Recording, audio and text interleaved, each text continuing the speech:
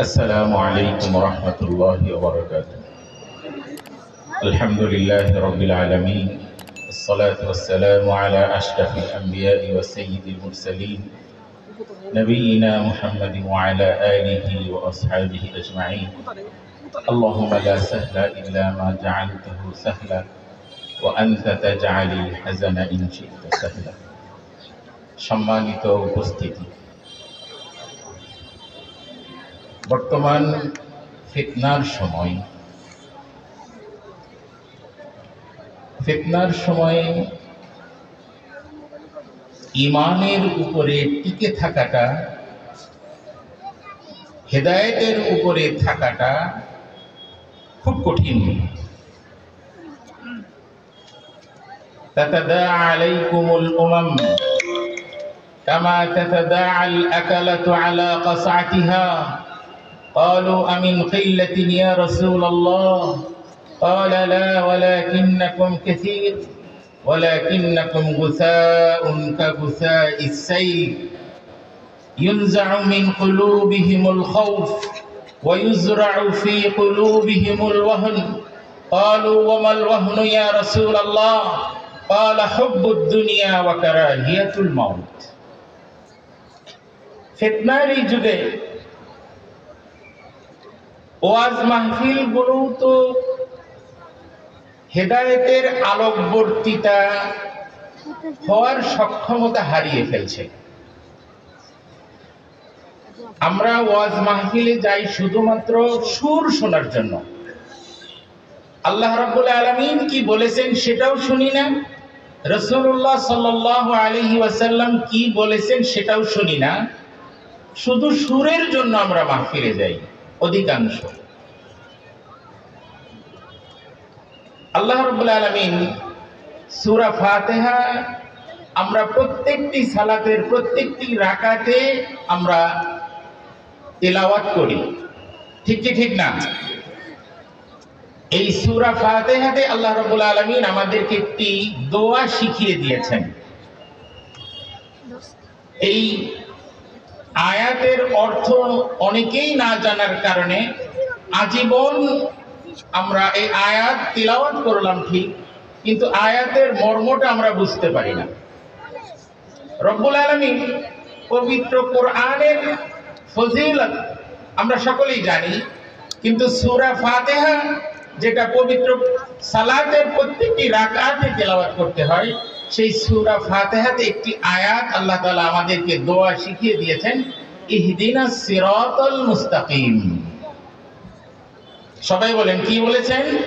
ইহদিনাস সিরাতাল মুস্তাকিম। এই আয়াত তেলাওয়াত করা ছাড়া কি কোরআন এবং আপনার সালাত বিশুদ্ধ হবে?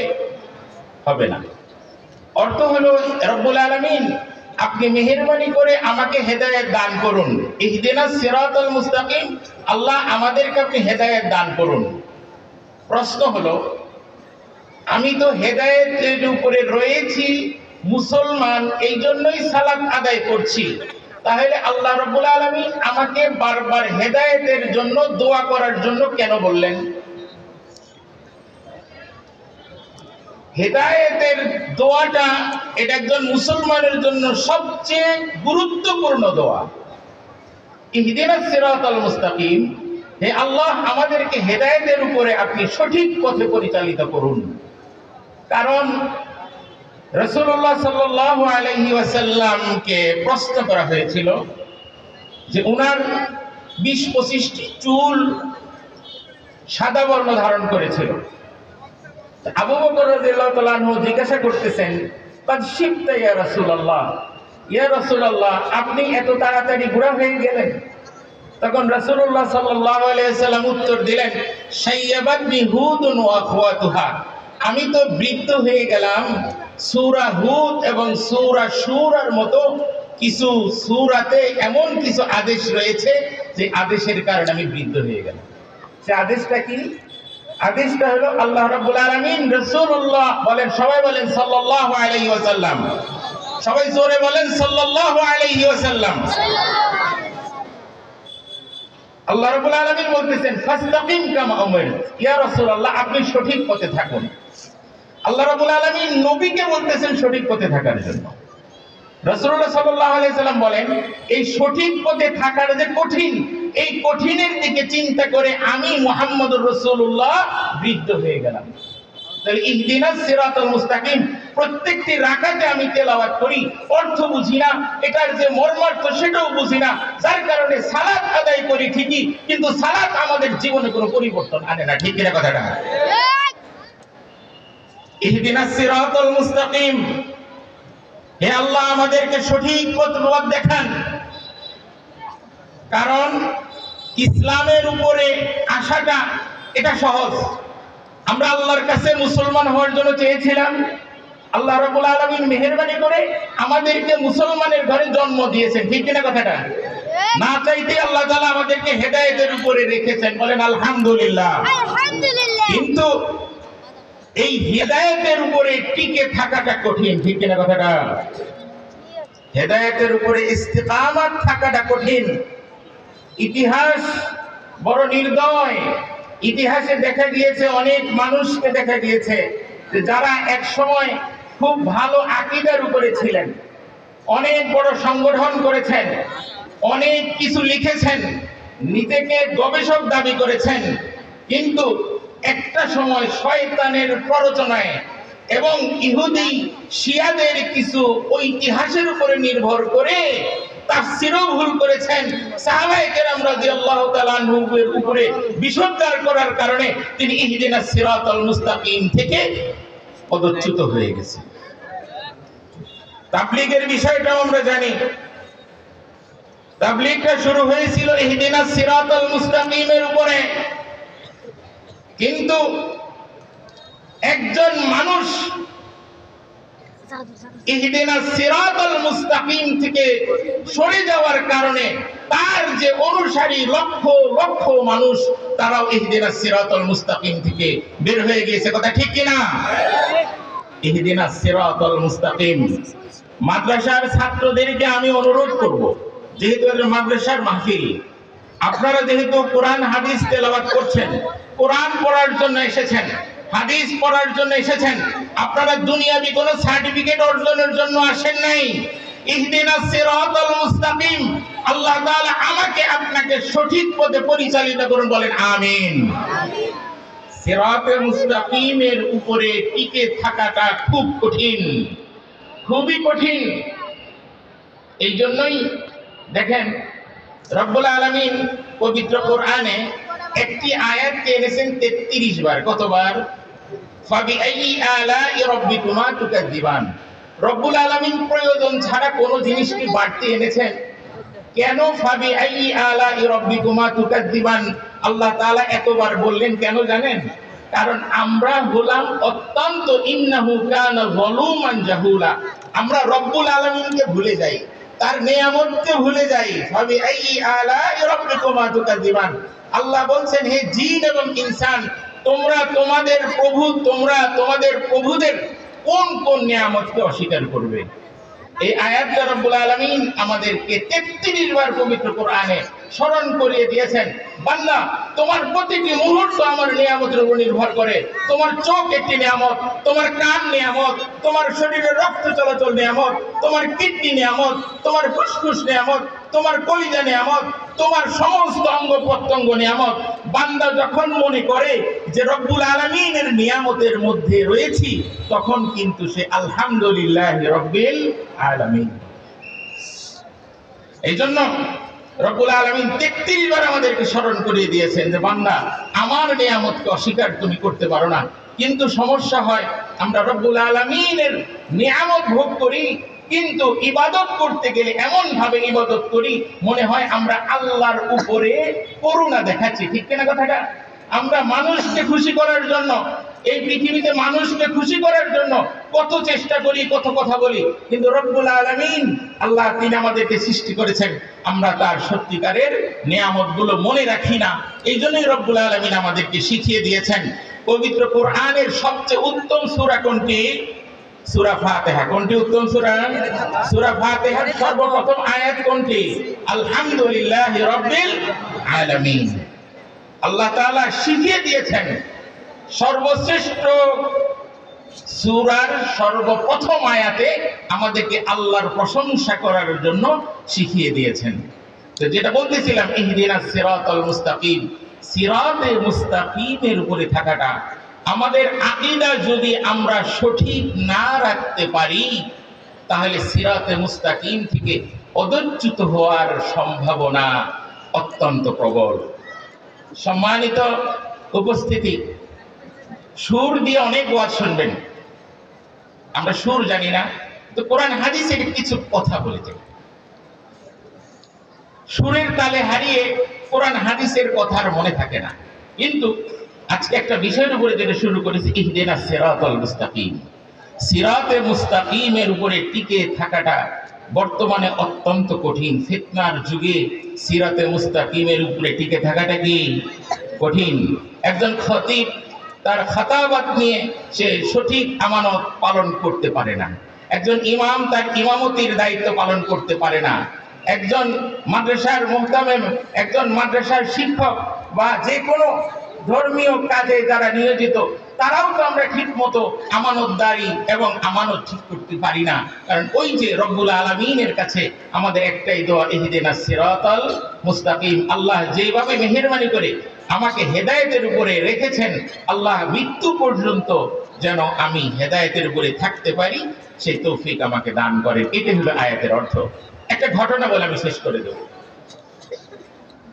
ঘটনা আর-রাজ্জাল ইবনে উনফা, এই সাহাবী, তিনি মুসাইলামাতুল কাজ্জাবের নাম জানেন। রাসূলুল্লাহ সাল্লাল্লাহু আলাইহি সাল্লামের জীবিত থাকা অবস্থায় যেই ব্যক্তি নবুয়তের মিথ্যা দাবি করেছিল তার নাম কি? মুসাইলামাতুল কাজ্জাব। তার নাম কি? সবাই বলেন, তার নাম কি? মুসাইলামাতুল কাজ্জাব। এই মুসাইলামাতুল কাজ্জাবের সাথে রাজ্জাল ইবনে উনফা মদিনায় এসেছিলেন ইসলাম গ্রহণ করার জন্য, এবং ইসলাম গ্রহণ করেছেন। আবু হুরায়রা রাদিয়াল্লাহু তাআলা আনহুর হাদিস, আবু হুরায়রা রাদিয়াল্লাহু তাআলা আনহু ইরশাদ করেন, কুন্না জুলুসান ফিল মসজিদিন নববী শরীফ ফাজাআনা রাসূলুল্লাহ সাল্লাল্লাহু আলাইহি ওয়াসাল্লাম ফানাযারা ইলাইনা ফাতাগায়্যারাত মালামিহু ওয়াজহিহি ওয়া ক্বাল ইন্না ফীকুম লারাজুলান যিরফুহু আকবারু মিন জাবালি উহুদ, যিরফুহু ফিন নারি আকবারু মিন জাবালি উহুদ। আবু হুরায়রা রাদিয়াল্লাহু আনহু বলেন যে আমরা একদিন মসজিদে নববীতে কিছু সাহাবায়ে কেরাম মিলে একটু কোরআন হাদিসের আলোচনা করতেছিলাম। তখন রাসূলুল্লাহ বলেন সাল্লাল্লাহু আলাইহি ওয়াসাল্লাম, রাসূলুল্লাহ সাল্লাল্লাহু আলাইহি ওয়াসাল্লাম সেইখান দিয়ে যাচ্ছিলেন। যাওয়ার সময় ওই যে বসে বসে কথা বলতেছিলেন, ওই সাহাবায়ে কেরামের সকলের চেহারার দিকে তাকাইলেন। তাকায়ে একটা পর্যায়ে এক সাহাবীকে দেখে ওনার পবিত্র চেহারাটা মলিন বর্ণ ধারণ করল। তখন রাসূলুল্লাহ সাল্লাল্লাহু আলাইহি ওয়াসাল্লামের এই মলিনতাটা আবু হুরায়রা রাদিয়াল্লাহু তাআলা আনহু সহ সব সাহাবায়ে কেরাম খেয়াল করলেন। রাসূলুল্লাহ সাল্লাল্লাহু আলাইহি ওয়াসাল্লাম বলেন, ইন্না ফীকুম লারাজুলান, তোমাদের মধ্যে আমি এমন একজন ব্যক্তিকে দেখতে পাচ্ছি, যিরফুহু আকবারু, যিরফুহু ফিন নারি আকবারু মিন জাবালি উহুদ, জাহান্নামের মধ্যে তার দাঁত হবে উহুদ পাহাড়ের সমান। বলে নাউজুবিল্লাহ। তাহলে এই উপস্থিতির মধ্যে একজন ব্যক্তি জাহান্নামী হবে। এটা কার কথা? রাসূলুল্লাহ সাল্লাল্লাহু আলাইহি ওয়াসাল্লামের কথা। এই হাদিসটা ওই উপস্থিত সাহাবায়ে কেরামের জীবনটা একদম পরিবর্তন করে দিয়েছে। সবাই চেষ্টা করে যে রাসূলুল্লাহ সাল্লাল্লাহু আলাইহি ওয়াসাল্লামের এই ভবিষ্যৎবাণী তো কখনো মিথ্যা হতে পারে না, আমি কি ওই ব্যক্তি কিনা। তখন প্রত্যেকটি সাহাবী এমন ভাবে ইবাদত করতেন যেন কোনোভাবেই জাহান্নামী হওয়ার কোনো গুণাবলী যেন তার মধ্যে না আসে। ওনারা সকলেই আলহামদুলিল্লাহ ইমানের উপরে মৃত্যুবরণ করলেন। ইমানের উপরে মৃত্যুবরণ করার পরে বাকি রইলেন দুইজন। কয়জন? দুইজন, আবু হুরায়রা রাদিয়াল্লাহু তাআলা আনহু এবং রাজ্জাল ইবনে উনফা। আবু হুরায়রা রাদিয়াল্লাহু তাআলা আনহুর শরীরে কাঁপুনি ধরে গেল যে সমস্ত সাহাবায়ে কেরাম তো ইমানের উপরে মৃত্যুবরণ করলেন, বাকি রইলাম আমি এবং ওই রাজ্জাল। আমাদের দুইজনের যে কোনো একজন তো জাহান্নামী হবে, এটা নিশ্চিত। আবু হুরায়রা রাদিয়াল্লাহু তাআলা আনহুর খাওয়া নাই, ঘুম নাই। চিন্তা করেন যে আমি না তিনি। আল্লাহর কি রহমত, ওই আবু বকর রাদিয়াল্লাহু তাআলা আনহুর খেলাফতের সময় ওই মুসাইলামাতুল কাজ্জাবের বিরুদ্ধে মুসলমানগণ জিহাদের ঘোষণা দেন এবং খলিফাতুল মুসলিমিন আবু বকর রাদিয়াল্লাহু তাআলা আনহু তিনি খালিদ ইবনে ওয়ালিদ রাদিয়াল্লাহু তাআলা আনহুকে সেই গজওয়াতুল ইয়ামামা বা মাআরাকাতুল ইয়ামামার নেতৃত্ব দিয়ে প্রেরণ করেন।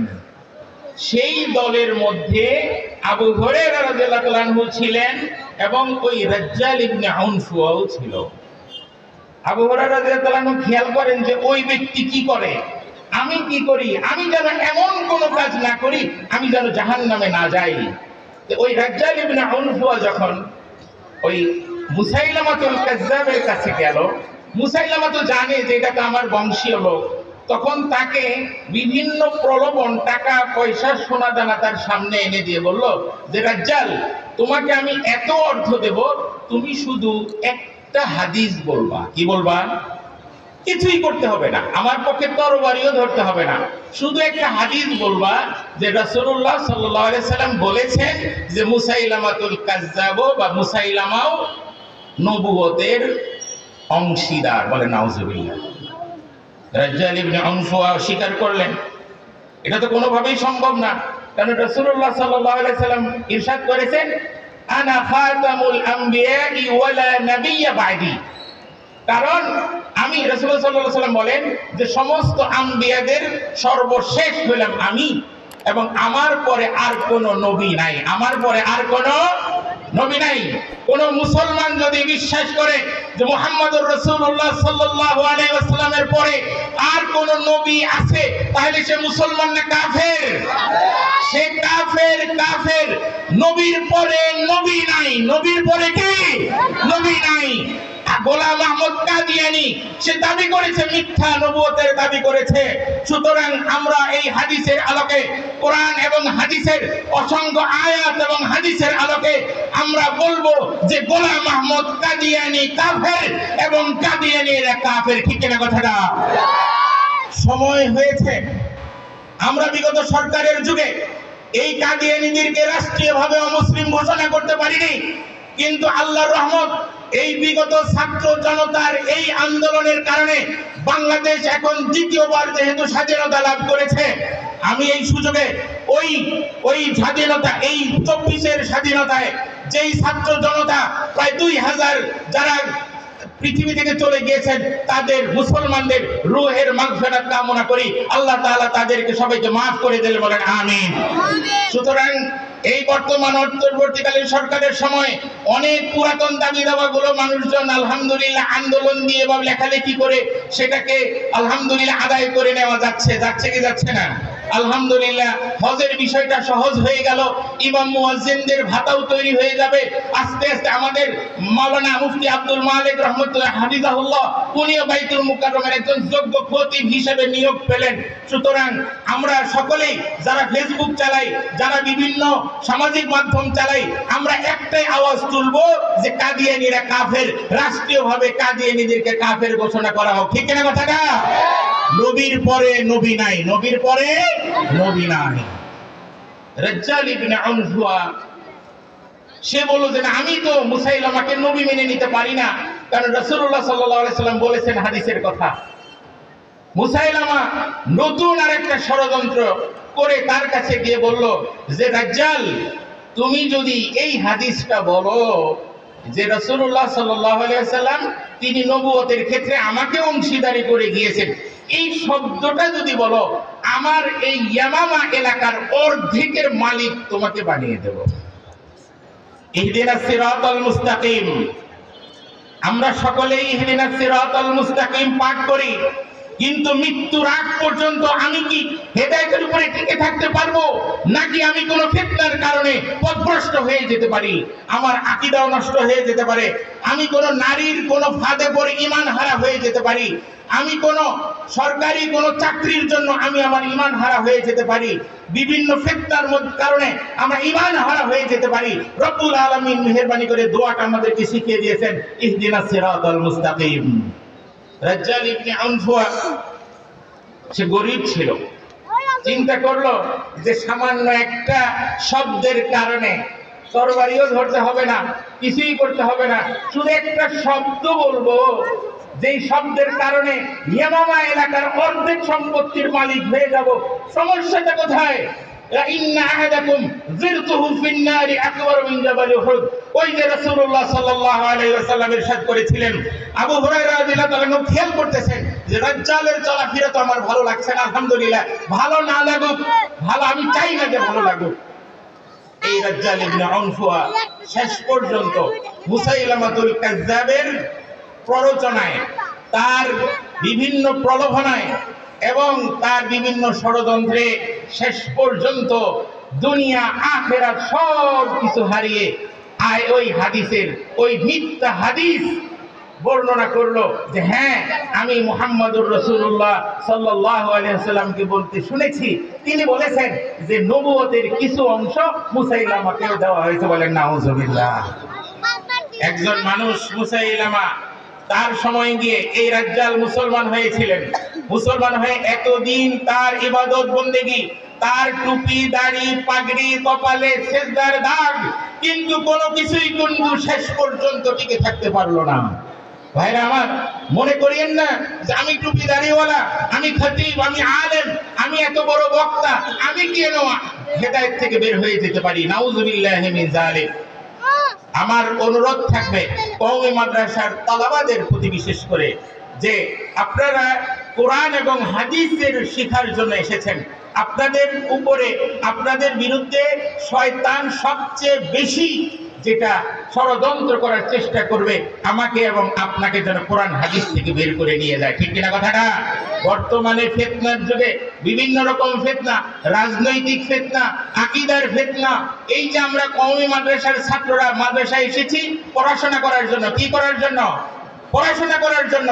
রাজনীতি করে ইউনিভার্সিটিতে কোনো লেখাপড়া নাই, স্কুল কলেজগুলোতে লেখাপড়া নাই, কিন্তু এই রাজনীতিটা যদি কওমি মাদ্রাসার মধ্যে ঢুকে যায়, ইহদিনাস সিরাতাল মুস্তাকিম পড়ার মতো, ইহদিনাস সিরাতাল মুস্তাকিমে থাকার মতো আর মানুষ খুঁজে পাওয়া যাবে না। ঠিক কিনা কথাটা?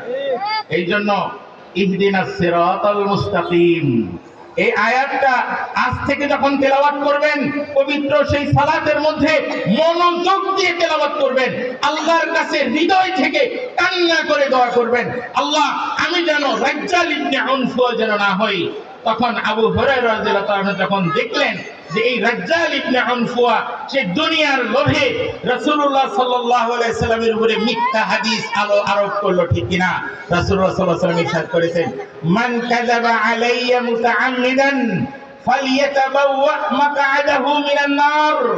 যেই ব্যক্তি, রাসূলুল্লাহ সাল্লাল্লাহু আলাইহি ওয়াসাল্লাম ইরশাদ করেন, কোন ব্যক্তি যদি আমার উপরে ইচ্ছাকৃতভাবে মিথ্যা কোন হাদিস যদি চর্চা করে, সে হবে জাহান্নামী। সে কি হবে? জাহান্নামী। ভাইরা আমার, এই জন্য বাংলায় শুধু হাদিস বললে বিশ্বাস করবেন না, বরং আমি আহ্বান করব বক্তারা যেন বাংলার সাথে আরবি হাদিসটা যেন ঠিক মতো পড়ে, তাহলে মানুষজন বুঝতে পারবে যে হাদিসের মর্যাদাটা। ঠিক কিনা কথাটা? এই জন্য আমার অনুরোধ থাকবে, তুল্লাবাল কওমিল মাদারিসিল আরাবিয়া আনতুম আমানাতুন আলা আ'নাকিনা المكائد والأشرار هم يكيدون ضدكم كثيرا فلهذا اهتموا بدينكم اتقوا الله في دينكم اتقوا الله في علمكم اتقوا الله في عملكم اتقوا الله في مدارسكم اتقوا الله تعالى في عقائدكم।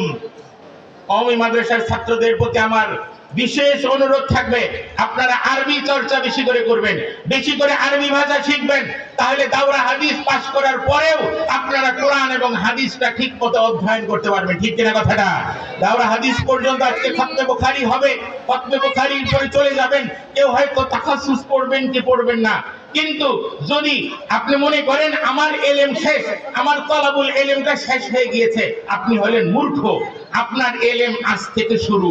আপনি এতদিন ওস্তাদের ভয়ে পড়াশোনা করেছেন, আপনি এতদিন ওস্তাদের সামনে পড়াশোনা করেছেন, কিন্তু আপনি যখন একা হয়ে যাবেন তখন ক্বালা আল্লাহু তাআলা ওয়া ক্বালা রাসূলুল্লাহ সাল্লাল্লাহু আলাইহি ওয়াসাল্লাম যেভাবে কোরআন এবং হাদিসে এসেছে, যদি আরবি ভাষাটা আপনারা না জানেন তাহলে তো ওস্তাদ ছাড়া কোরআন হাদিসের কিছুই বুঝবেন না। ঠিক কিনা কথাটা?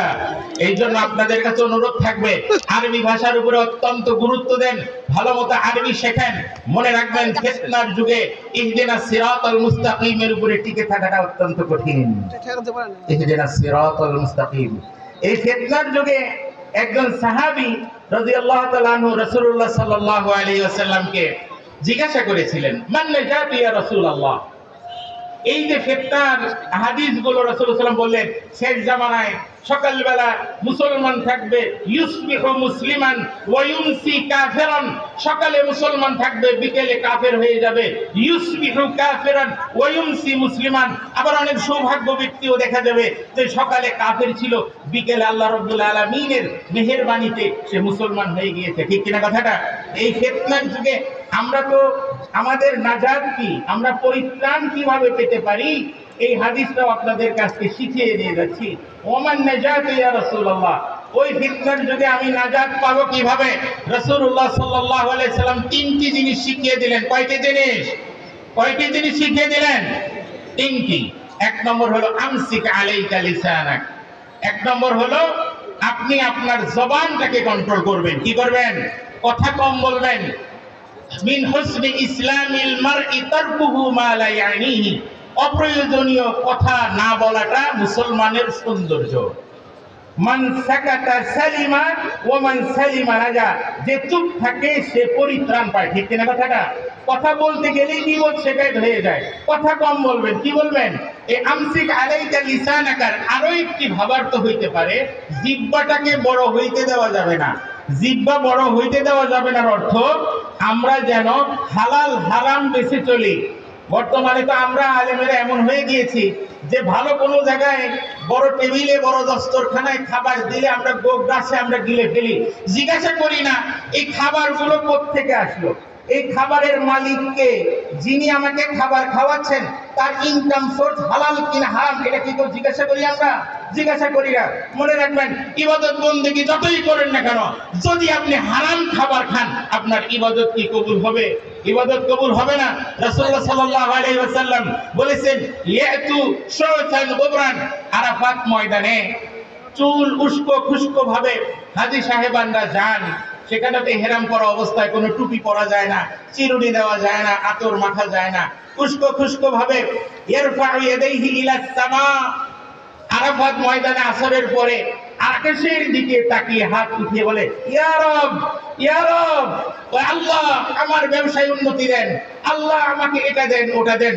ওয়া মালবাসুহু হারাম ওয়া মাশরাবুহু হারাম ওয়া উনজিয়া বিল হারাম আন্না ইউস্তাজাবু লাহু।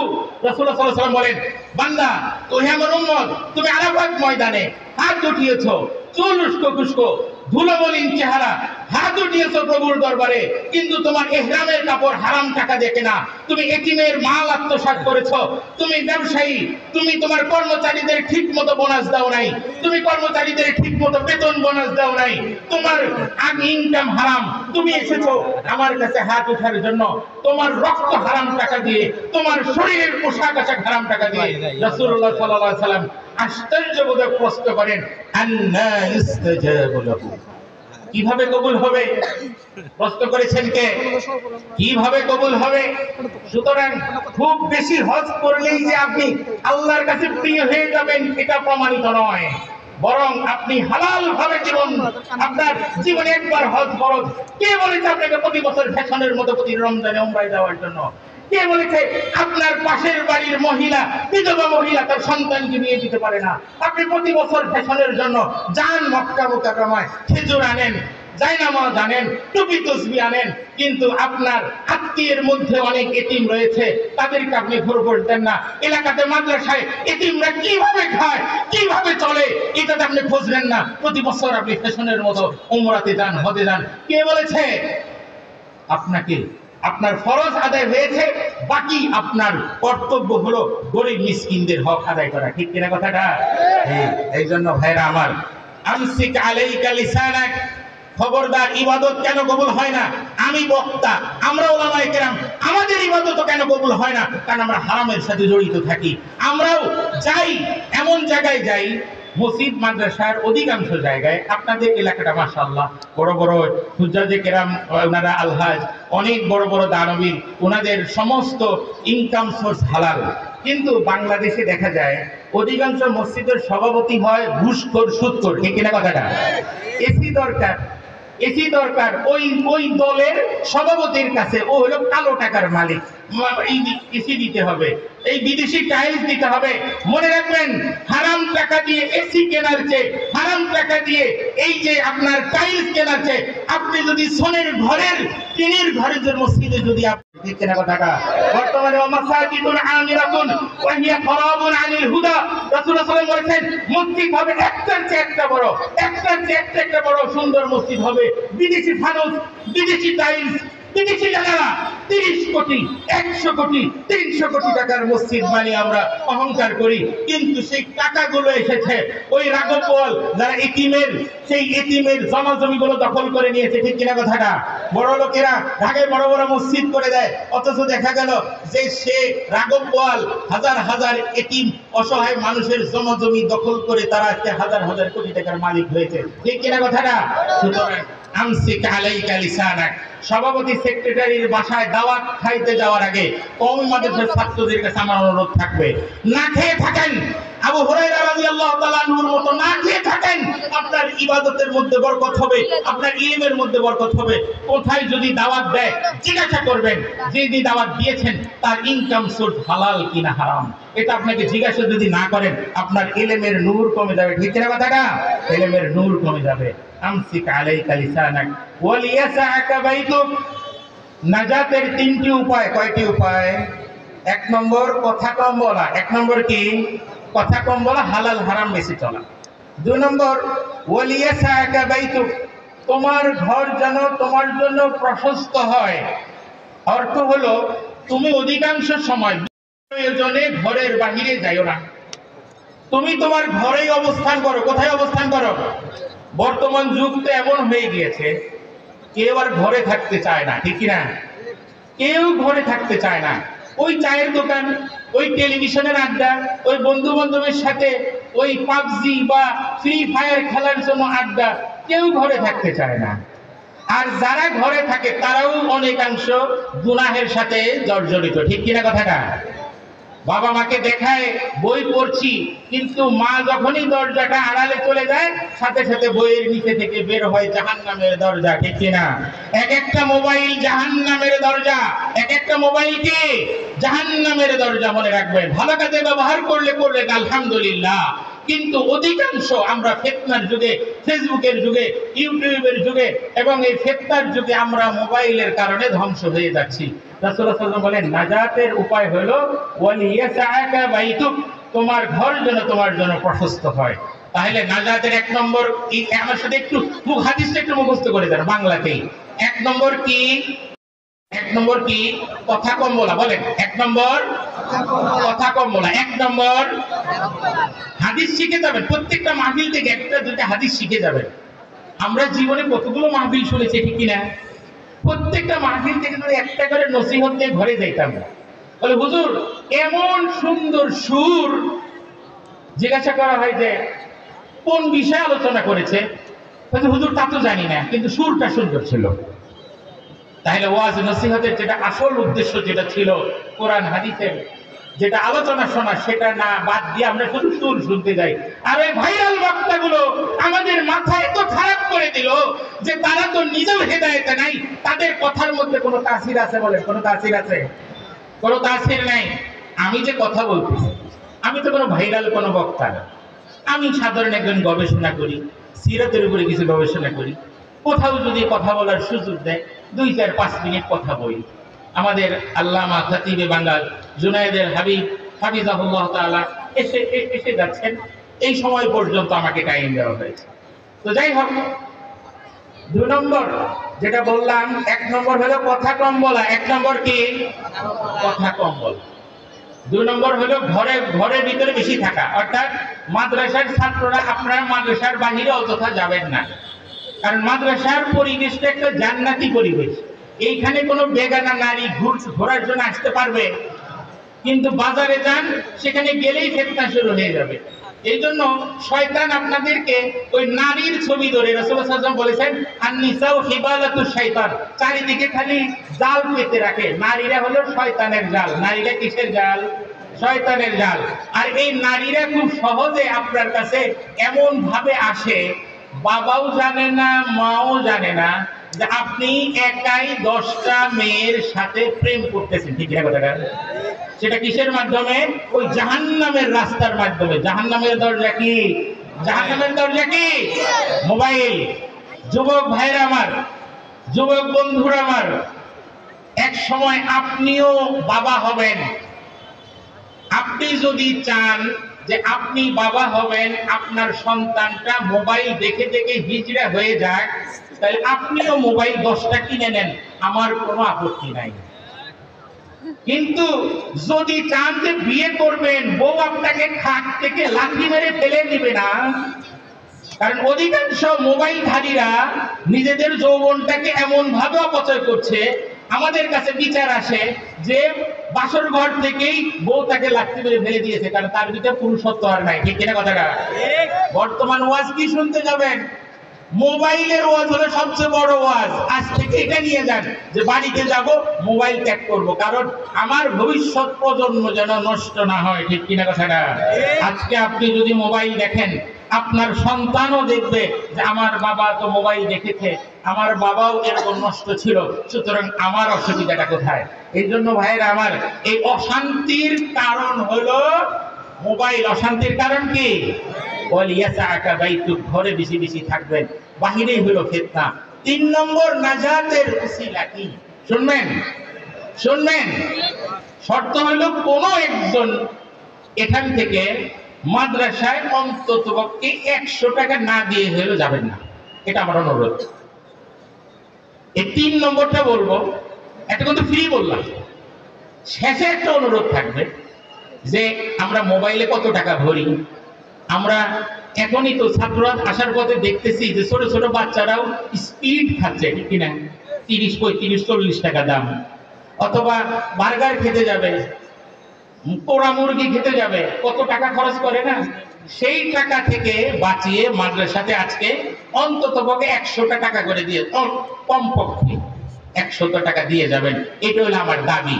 সাইয়েদে রাসূলুল্লাহ সাল্লাল্লাহু আলাইহি ওয়াসাল্লাম আমাদের এই ফিতনার যুগে ইহদিনাস সিরাতাল মুস্তাকিমের উপরে টিকে থাকার জন্য যে তৃতীয় যে পন্থাটা আমাদেরকে বাতিয়ে দিলেন, সেটা হলো ওয়ালিতাবকি আলা খাতিআতি। ভাইরা আমার, আমরা যেন আমাদের গুনাহের জন্য আল্লাহর কাছে কান্নাকাটি করি। কি করি? আমরা যেন আমাদের গুনাহের জন্য, ভাইরা আমার, আমরা সগীরা কবিরা গুনাহটাকে এখন আর গুনাহ মনে করি না, সুদটাকে আর গুনাহ মনে হয় না, ঘুষটাকে গুনাহ মনে হয় না, নারীদের বেপরদাটা গুনাহ মনে হয় না।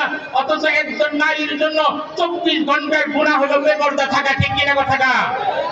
এবং একজন পুরুষের হালাল হারাম তো জানা আছে, ফরজ এবং হালাল হারাম আমরা সকলেই জানি, কিন্তু একজন পুরুষের সবচেয়ে বড় এবং যেটা 24 ঘন্টা তার গুনাহ হইতে থাকে, সেটা হলো দাড়ি ছোট করা। সেটা কি করা? দাড়ি ছোট করা। এক মুষ্টির নিচে দাড়ি রাখলে এটা সুন্নতি দাড়ি হবে না, মনে রাখবেন। সুতরাং আমরা পুরুষেরা আমরা ইনশাআল্লাহ সুন্নতি দাড়ি রাখবো।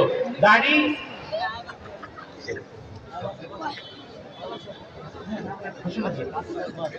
তো যাই হোক, সর্বশেষ কথা হলো, আচ্ছা আলহামদুলিল্লাহ, সবাই আল্লাহু আকবার। আপনারা খানা খান নাই মনে হয় না? আল্লাহু আকবার। আমাদের প্রধান মেহমান বাংলার বাঘ এসে গিয়েছেন। লিল্লাহি তাকবীর। আল্লাহ তাআলা এই সমস্ত বড় বড় মুরব্বিয়ানে কেরাম যারা রয়েছেন, তাদের ছায়াটাকে আমাদের উপর দীর্ঘায়িত করুন, বলেন আমিন।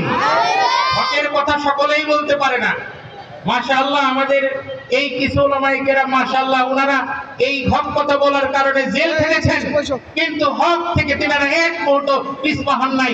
সেই সাইকুল মাহমুদ হাসান রাহমাতুল্লাহ আলাইহি, সেই হুসাইন আহমদ মাদানী রাহমাতুল্লাহ আলাইহি, এই আমাদের উত্তরসূরি যারা মাদারে থেকে বন্ধের যারা আমাদের প্রাচীন মাশায়েখে কেরাম যারা গিয়েছেন, তারপরে আমাদের বাংলাদেশে আহমদ শফি রহমতুল্লাহ আলাইহি জুনাইদের সাথে হামিদ সাহেবদের লাশ ঝুলেছিল।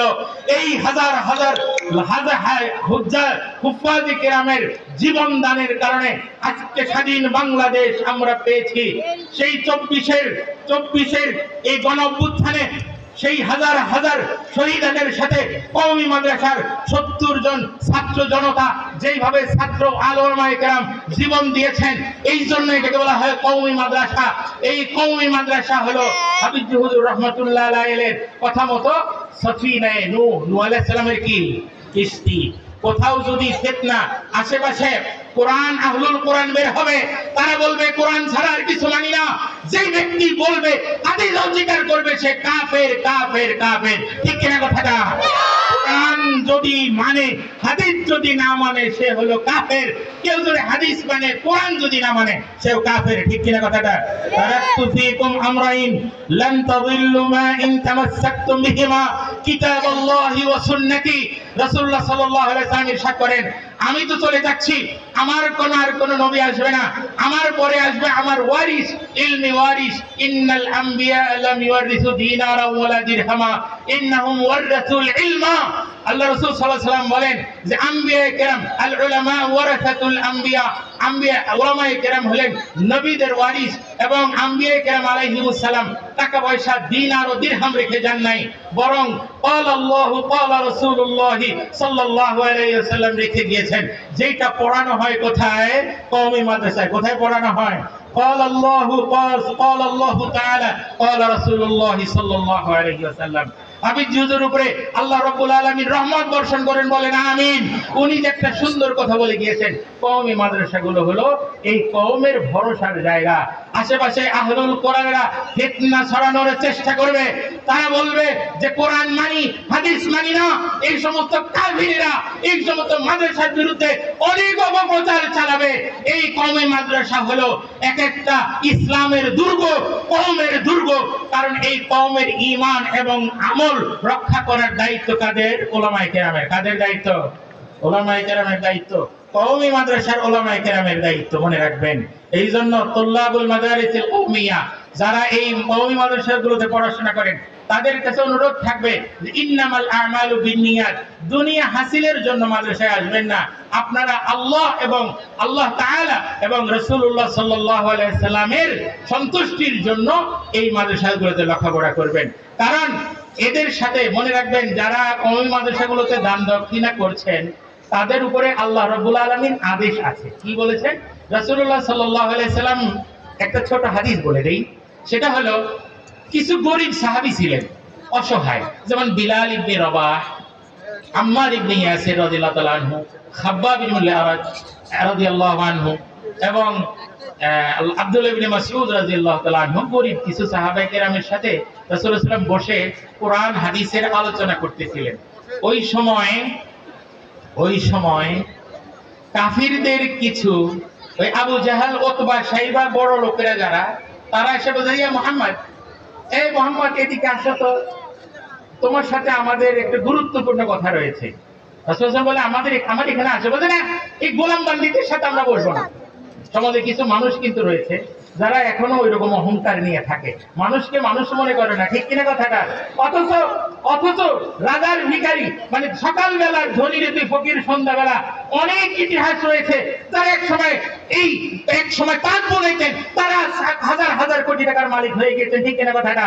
আবার এমন একটা সময় আসবে ওই নীল ফ্যাক্টরি করে সেই নবাব সিরাজউদ্দৌলার মতো সকালে নবাব ছিল, বিকেল বেলায় যখন লঙ্গর খানায় যখন খিচুড়ি খাওয়ার জন্য যখন লাইন দিল, মীর জাফরের লোকেরা চিনতে পারলো। এই তো কারণ চিনতে পারলো তার নবাবী জুতা দেখে। কি দেখে? নবাবের জুতা দেখে চিনতে পেরেছিল। বললো যে মীর বলল, ওরা বলতেছিল এই তো নবাবের জুতা, এটা নিশ্চয়ই নবাব সিরাজউদ্দৌলা। তখন তাকে ধরে নিয়ে নির্মম ভাবে হত্যা করা হয়। সকাল বেলার ধনী রে তুই, ফকির সন্ধ্যাবেলা। খবরদার অহংকার করবেন না, কর্মচারীদের সাথে কখনো অহংকার করবেন না। আজকে যে কর্মচারী, সে একদিন আপনার মালিক হয়ে যেতে পারে, এটা মনে রাখবেন। ওয়াতিলকাল আইয়ামু নুদাবিলুহা বাইনান নাস। আল্লাহ রাব্বুল আলামিন ইরশাদ করেন, আমি দিনটাকে মানুষের মধ্যে কম বেশি করে দেই। দাড়ি পাল্লা কি হয়ে যায়? এক সময় তো এমনও যারা ছিলেন তারা মনে করতেন আরো শত শত বছর বাংলাদেশ পরিচালনা করবেন, কিন্তু আলহামদুলিল্লাহ দাড়ি পাল্লা উল্টে গিয়েছে। আলহামদুলিল্লাহ বলেন, আলহামদুলিল্লাহ। লিল্লাহি তাকবীর, লিল্লাহি তাকবীর। খতিবে বাঙ্গাল, খতিবে বাঙ্গাল জিন্দাবাদ জিন্দাবাদ। আল্লাহ